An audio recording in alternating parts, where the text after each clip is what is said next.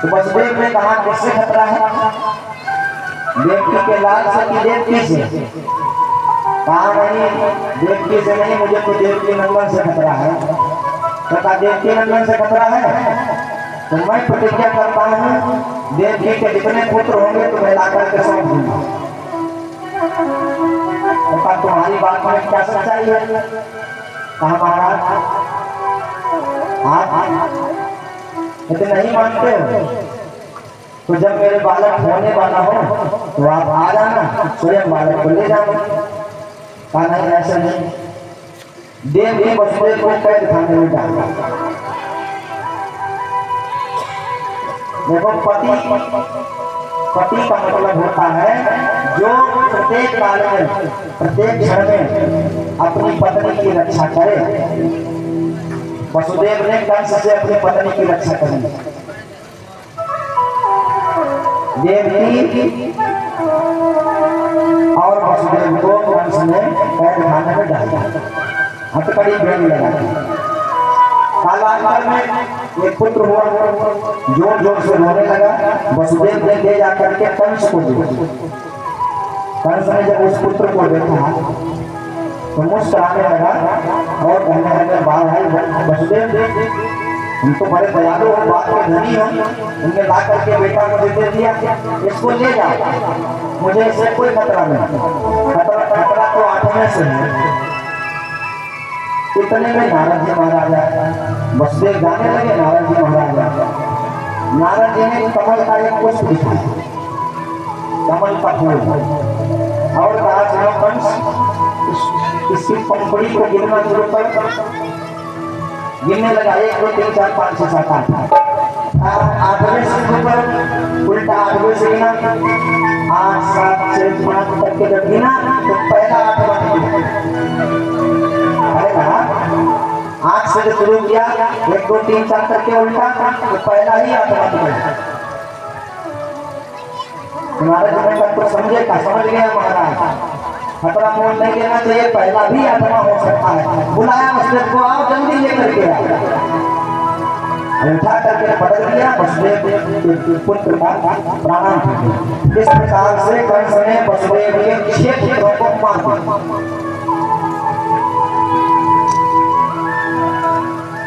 सातवीं बार देवकी मैया के गर्भ में संकर्षण भगवान श्री बलराम पढ़ा।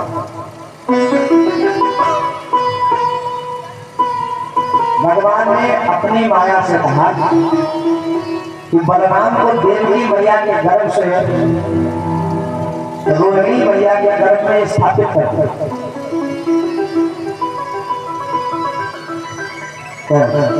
भगवान की माया ने देवकी मैया के गर्भ से ट्रांसफर कर दिया वसुदेव जी का रोहिणी मैया के गर्भ में।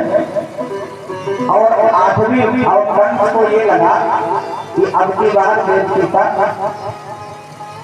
गर्भपात हो। 8वीं बार देवकी के गर्भ में भगवान स्वयं पधारे। जब भगवान पधारे तो देवकी मैया का मुखमंडल एकदम खिल गया। कंस को ऐसा लगा कि अब की बार देवकी के गर्भ में मेरा काल आ गया। देवकी मैया के सामने जाता है तो कंस को बहुत ज्ञान हो जाता है कि पूरा संसार बेकार है, हरि भजन की सार है। और बाहर जाता है तो कहता नहीं खतरा मोल नहीं देना चाहिए, अब की बार जो होगा उसको मारूंगा जरूर। देवताओं को पता चला कि देवकी मैया के गर्भ में भगवान पधारे हैं, तो देवता दौड़ के आए और देवकी मैया के गर्भ में पधारे हुए गर्भस्थ भगवान की स्तुति करने लगे। स्वागतम कृष्ण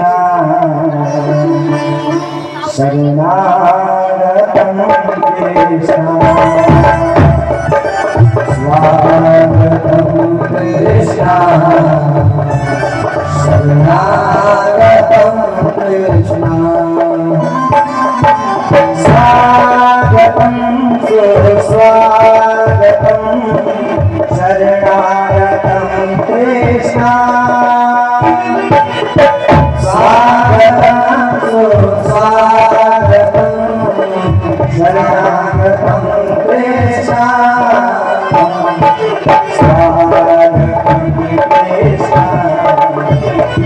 शरणागतं कृष्ण स्वागतं कृष्ण शरणागतं कृष्ण।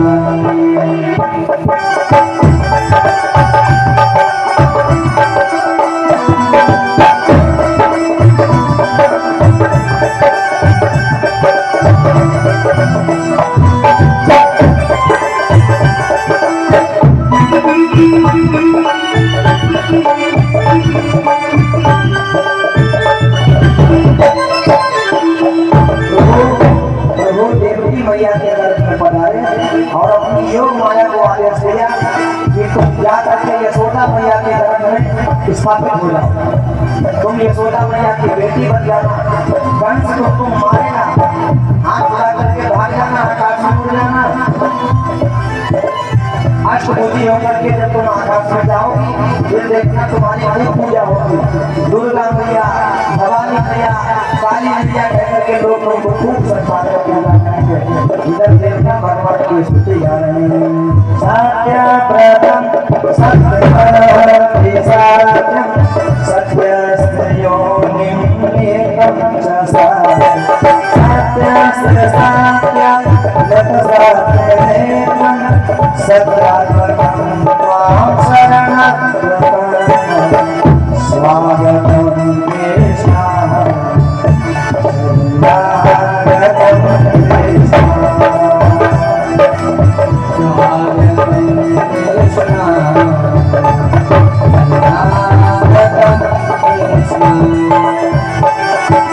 स्वागतं सुस्वागतं शरणागतं कृष्ण स्वागतं सुस्वागतं स्वागतं कृष्ण स्वागतं कृष्ण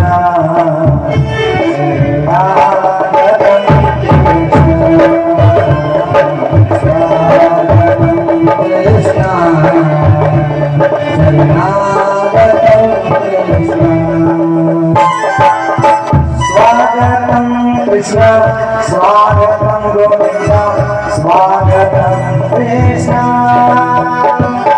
स्वागतं कृष्ण शरणागतं कृष्ण स्वागतं कृष्ण शरणागतं कृष्ण।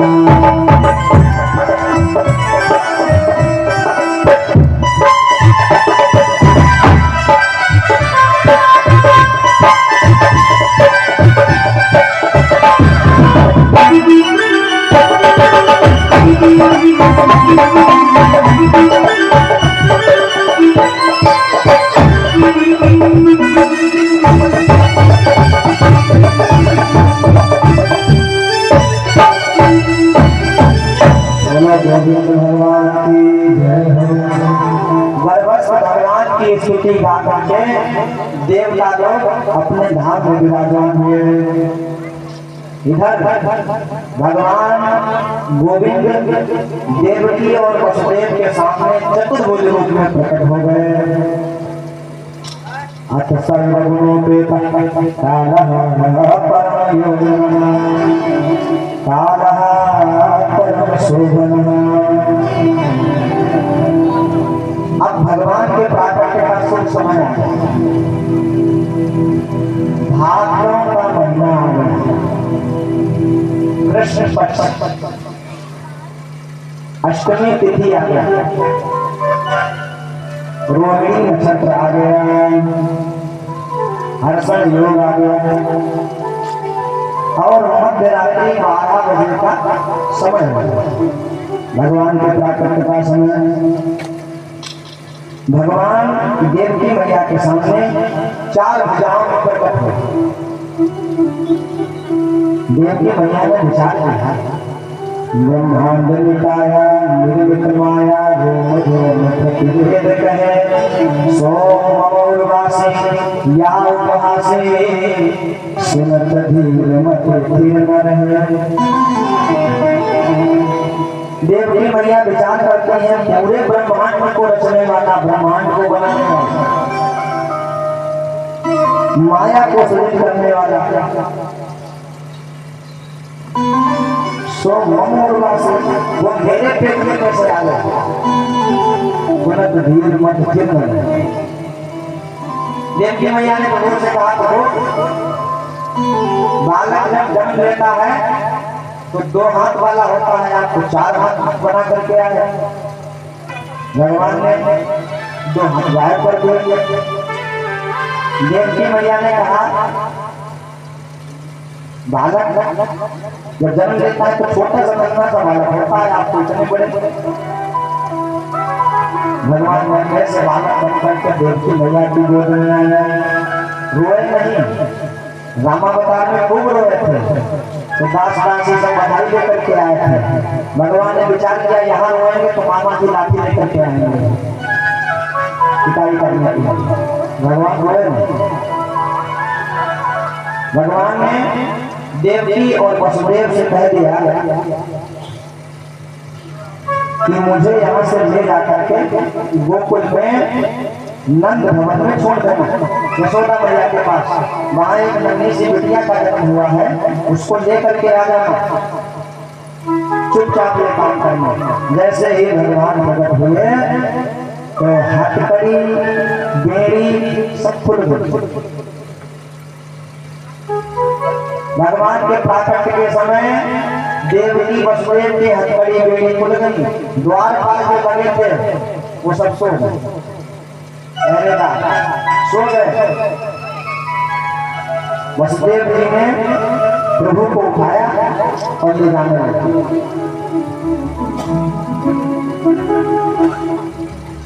रास्ते में जब पहुंचे यमुना जी पर, यमुना जी में प्रवेश किया तो यमुना का जल बढ़ने लगा। पहले घुटनों तक फिर कमर तक फिराओ ऊपर। भगवान ने ऊपर से ऐसा यमुना जी में पैर मारा, यमुना जी घटके चली गई। पैर क्यों मारा? यमुना जी भगवान की धर्म पत्नी। भगवान कहना चाहते हैं, अब यमुना जी ने विचार किया मेरे प्रीतम आ रहे, प्राण प्यारे, इनके चरण छूना चाहिए। कभी बढ़ने लगी। भगवान ने कहा इनको चरण छूने को पड़ी है और हमारे पिताजी डूबे जा रहे हैं। तो भगवान ने लात मार के यमुना को नीचे कर दिया। अथवा एक कारण ये भी हो सकता है यमुना जी के घटने का।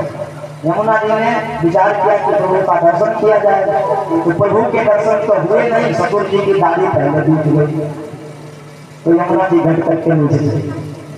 कई कारण है, जैसे तैसे वसुदेव जी पहुंच गए लाला को लेकर के गोकुल। गोकुल में कन्हैया को यशोदा मैया के पास बिठा दिया और वो लाली को उठा करके लाए। जब लाए तो हथकड़ी बेड़ी बना के द्वारपाल पर जाकर वो लाली जोर से चीखने लगी, चिल्लाने लगी। कंस दौड़ा दौड़ा आया, जब द्वारपाल बोले है गए। कंस ने उसको देखा, ये तो बिटिया है। आकाशवाणी ने कहा लाल होगा तेरा काल होगा, ये तो लाली है, चाहे जो कुछ छोड़ूंगा नहीं। वसुदेव से लिया और जो पटकने चला तो कन्या हाथ छुड़ा करके भाग गई, आकाश में उड़ गई और कहने लगी अरे ज्ञानी कंस तो मुझे क्या मारेगा? मेरा मारने वाला तो ब्रह्मंडल में बैठा है। कंस ने कहा बिटिया बता दे कहाँ पैदा हुआ, किसके घर में?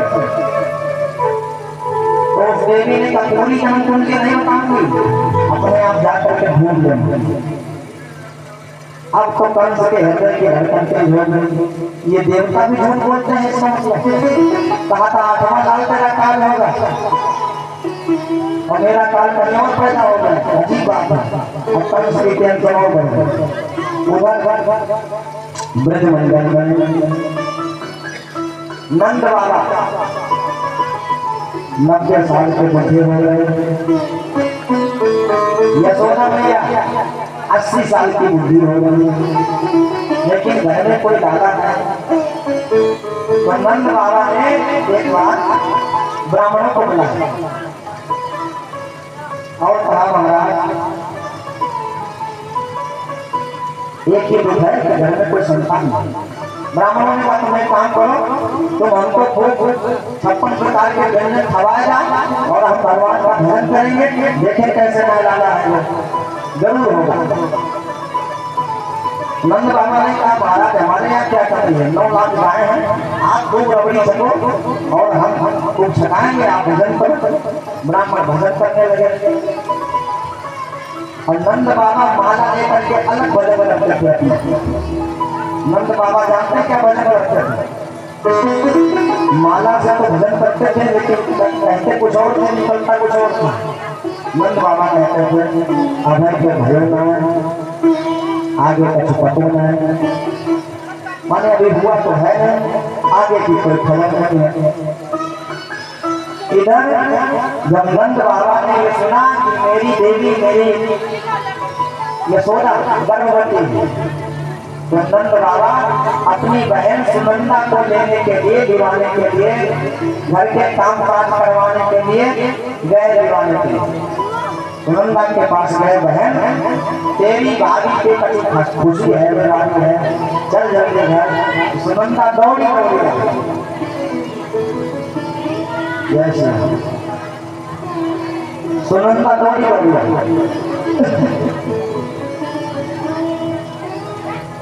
आप लोग थोड़ा शांत बैठे, कथा सुने, कथा सुने। आप लोग यहाँ कथा सुनने आए हैं ना, बातें करने आए। बोलो गोविंद भगवान की जय। सुनंदा दौड़ी दौड़ी आई। सुनंदा कौन? नंद बाबा की बहन। घर के सब काम करने लगी। अचानक सुनंदा ने देखा एक दिन ब्रह्म मुहूर्त में कि भाभी के पास बगल में एक छोटा सा नील कमल सा बालक लेटा हुआ है, किलकारी मार रहा है। सुनंदा ने जो देखा, सुनंदा तो कूदने लगी खुशी के मारे, है गया दौड़ने लगी। बाहर बालक खेल रहे थे, बालक बोले कहाँ भयो। सुनंदा ने कहा कछुआ नहीं। क्या मतलब? अभी तो चिल्ला रही थी है गए। सुनंदा ने कहा ये बताओ मेरे नंद बाबा कहाँ, मेरे भैया कहाँ? तो बालकों ने कहा अभी तो यही माला घुमा रहे थे, अभी तो भयो नहीं, आगे कुछ पतो नहीं, यहीं कहीं होंगे घूम कर। दौड़ी दौड़ी गई सुनंदा, नंद बाबा को देखा। तो नंद बाबा ने कहा बहन बता क्या खुशी लाई है? सुनंदा ने कहा ऐसे नहीं बताऊंगी। तो कैसे बताओगे? कैसे बताएंगे? सुनंदा ने कहा पहले कुछ उपहार चाहिए।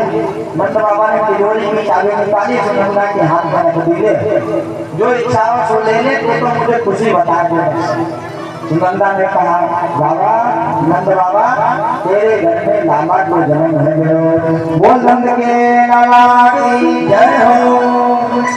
जो नंद बाबा ने सुना कि मेरे घर में लाला का जन्म हुआ है, तो नंद बाबा 90 साल के उछलने लगे, कूदने लगे, दौड़ने लगे कन्हैया के दर्शन के लिए। बाहर ब्राह्मण में रोक दिया, कहाँ जाने वाला? कल लाला का दर्शन करने। ब्राह्मणों ने कहा लाला का ऐसे दर्शन नहीं किया जाता। कैसे किया जाता महाराज? आप पहले यमुना में स्नान करके आओ, सुंदर सुंदर वस्त्र पहनो, पूजन करवाओ, यात्रा संस्कार करो, उसके बाद दर्शन करो। नंद बाबा गए यमुना जी में स्नान के लिए, स्नान करके वापस आए। तो नंद बाबा के जो साथी थे ग्वाला, नंद बाबा को कपड़े पहनाने लगे, सुंदर सुंदर बगलबंदी धोती को पहना दिया। और पहना करके नंद बाबा ने कहा भैया आप दिखाई दे लाला का मुखड़ा। ब्राह्मणों ने जाकर संस्कार कराया।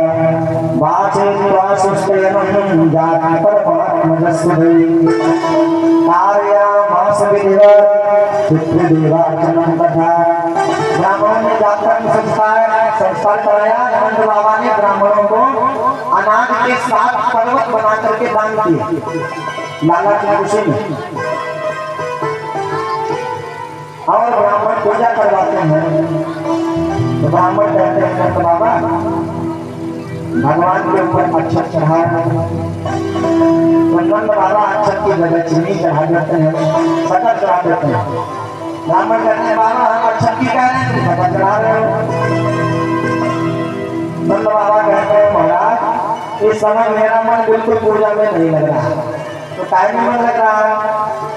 तो कहने लगे भैया महाराज मेरा मन मेरे लाला में चला गया, मुझे जल्दी मेरे लाला का मुख दिखा दो, हम तो संकल्प कर दो अपनी पूजा कर लो, मुझे लाला का मुख दे दो। ब्राह्मणों ने कहा तो ठीक है संकल्प करो भैया। नंद बाबा ने पूजन का संकल्प कर दिया, ब्राह्मण पूजन करने लगे।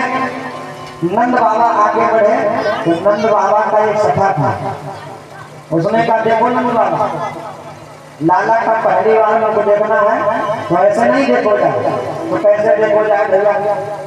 तो नंद बाबा लाला का जब पहली बार बड़ा देखा जाता है तो नाच नाच के देखो जरूर।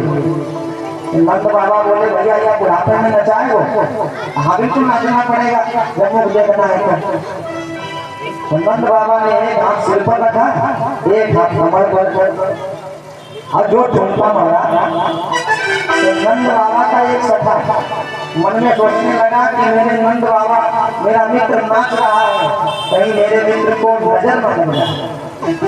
तो वो दही का मटका लेकर के आ रहा था। नंद जबालन आ पकड़े कछ लोगन नाचन को व्यवसाय, गोद भरे बस फेंक चले तब नंद बाबा सबके मन भाए।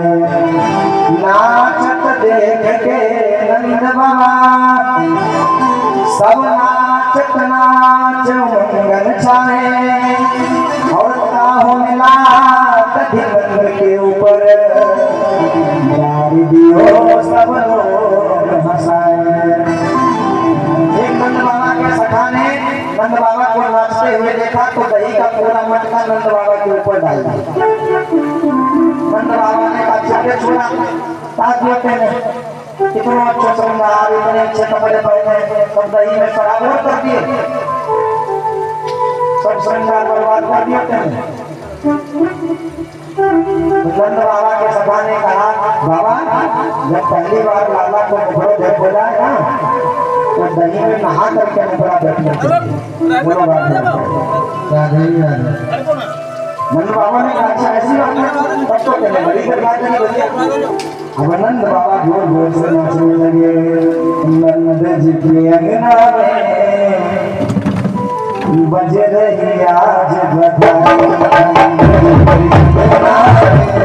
बज रही आज बधाई, बज रही आज बधाई, बज रही आज बधाई। 100 बार बधाई लोगों, 100 बार बधाई लोगों, 100 बार बधाई लोगों, 100 बार बधाई लोगों, लाखों बार बधाई नंद जी के नंद जी के अंगना में बज रही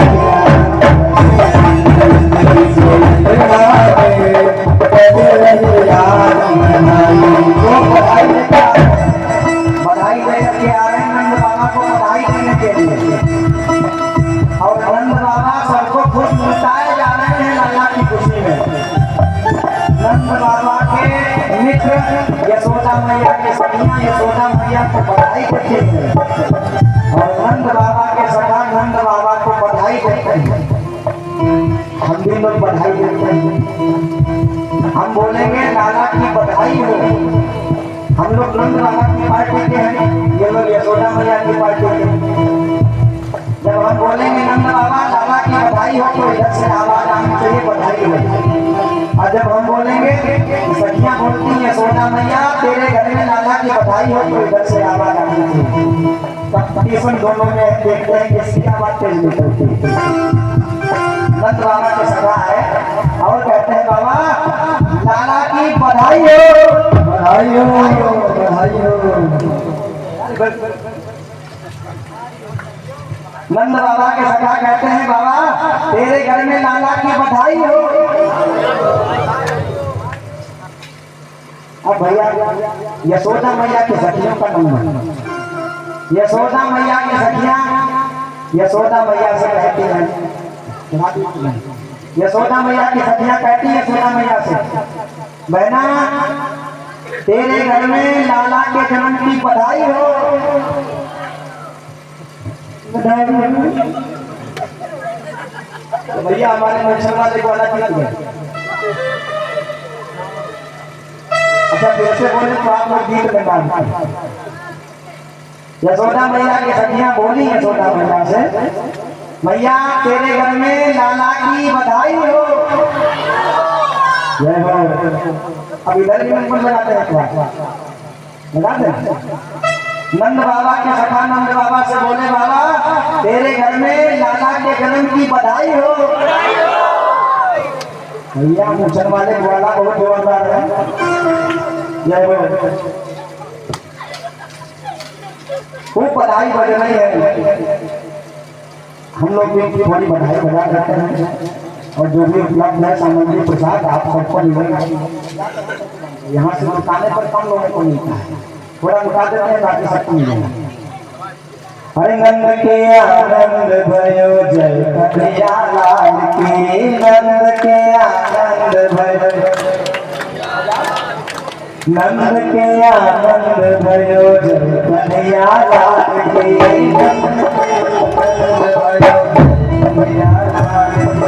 जय कन्हैया लाल की, बोले लाल की।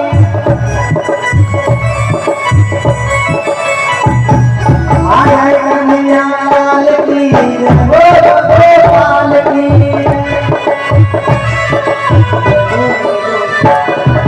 नंद के आनंद भयो कन्हैया लाल की, नंद के आनंद भयो कन्हैया लाल की। जय कन्हैया लाल की, जय यशोदा लाल की, जय कन्हैया लाल की, जय यशोदा लाल की, जय कन्हैया लाल की, जय गौ दयाल की, जय कन्हैया लाल की, जय गौ दयाल की। नंद के आनंद भयो कन्हैया लाल की, नंद के आनंद भयो कन्हैया लाल की।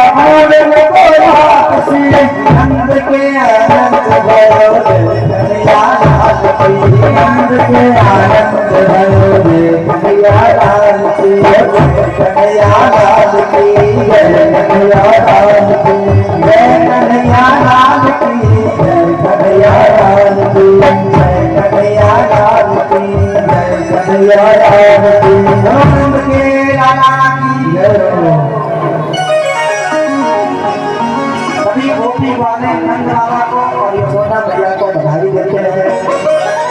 नंद बाबा लाला की खुशी में इतना प्रसन्न है कि जो आता है जो मांगता है उसको सो लुटा देते हैं, दे देते हैं।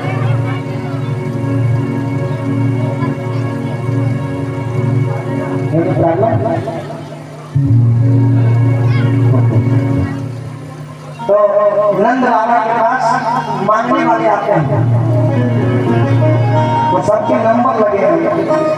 कहीं स्वर्ण की वस्तु मिल रही है, कहीं चांदी की मिल रही है, कहीं स्टील की मिल रही है, कहीं मुद्राएं मिल रही है, हर जगह अलग अलग सामग्री मिल रही है। नंद बाबा के के घर में लोग जाते हैं बधाई देने, तो जो जहां पहुंचता है वो सामग्री लेकर के आता है। एक बृहस्पति वाला नंद बाबा के घर से बस आदि लेकर के जा रहा था, तो रास्ते में उसको दूसरा ग्वाला मिला। एक बृहस्पति वाला नंद बाबा के घर से कपड़े लेकर के जा रहा था, बताइए वस्त्र लेकर के। रास्ते में दूसरा ग्वाला मिला, उसने कहा चले तुम पास आए हो, तो उसने कहा देख मैं कितने सुंदर चमचमाते हुए कपड़े लेकर के आया। उस ग्वाला ने बोला चल गाड़ी के कपड़ा लेने गए, अरे देख मैं कितने सोने चांदी के आभूषण लेकर के आया हूँ, सोने चांदी के आभूषण। तो भैया ये कहाँ बैठे थे? सोने चांदी के आभूषण कहाँ बैठे थे? 5 नंबर के दरवाजे पर। उसने कहा रे राम राम, मैं तो 7 नंबर के दरवाजे से वापस आ गया। दौड़ करके उसने सब कपड़े फेंक दिए गलियों में और दौड़ करके गया सोना चांदी लेने के लिए। सोना चांदी लेकर के आया, रास्ते में दूसरा मिला, चौड़े भैया को काम मिला। उसने कहा देख कितनी सुंदर सोने की अंगूठी, कितने सुंदर चांदी के आभूषण लेकर के आया हूँ। उस वाला ने अच्छा तो सोना चांदी ले ले, देख मैं कितनी हीरे की चमचमाती हुई अंगूठी लेकर के आया हूँ। उसने कहा भैया ये कहाँ मिल रही थी? कौन सा दरवाजे पर? कहा 1 नंबर के दरवाजे पर मिल रही थी। उसने कहा रे राम राम, मैं तो 5 नंबर से वापस आ गया लेकर के। उसने सारे चांदी और सोने के आभूषण फेंक दिए, 1 नंबर के दरवाजे पर हीरा लेने को लिए गए। सुखदेव महाप्रभु कहते हैं इस प्रकार लग रहा है गलियों में बस आभूषण इतने बिखरे पड़े हैं, ऐसा लग रहा है जैसे भगवान के जन्मोत्सव में लक्ष्मी महारानी ताता भैया करती हुई गलियों में नृत्य कर रही है। रमा क्रीडन भूल नृत्य। सुखदेव महाराज कहते हैं कि प्रभु की खुशी में लक्ष्मी महारानी नाच रही है, नंद बाबा सबको लुटाए जा रहे हैं और वहां रहने वाले बड़े खुश हो रहे हैं। सूत मादन बंदीजन बहुत प्रसन्न हो रहे हैं। गोकुल में खूब बधाई दे रहे हैं। नंद जी के अंगना में बज रही आज बधाई,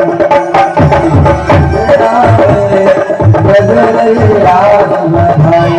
नंद जी के अंगना में बज रही आज बधाई, नंद जी के अंगना में बज रही आज बधाई।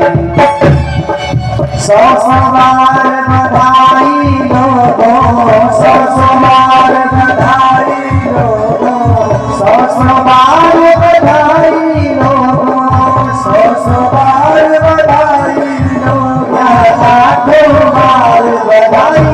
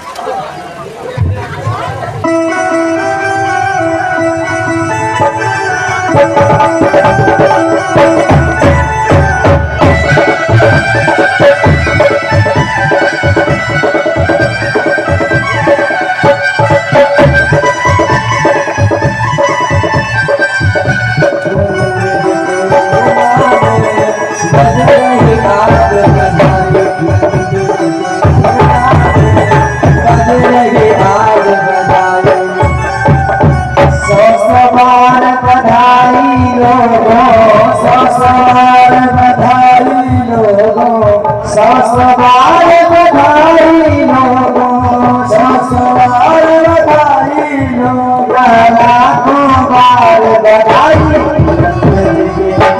नंद जी के अंगना में बज रही आज बधाई, नंद जी के अंगना में बज रही आज बधाई।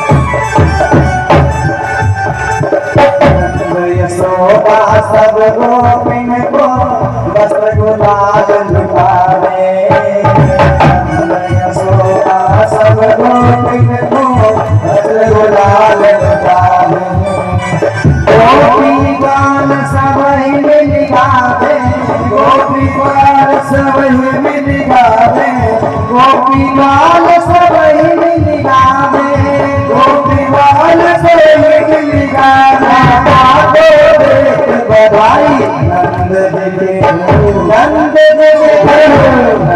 जी के अंगना में बज रही आज, नंद जी के अंगना में बज रही आज बधाई। 100 बार बधाई लोगों, 100 बार बधाई लोगों, यहाँ लाखों बार बधाई नंद जी के अंगना में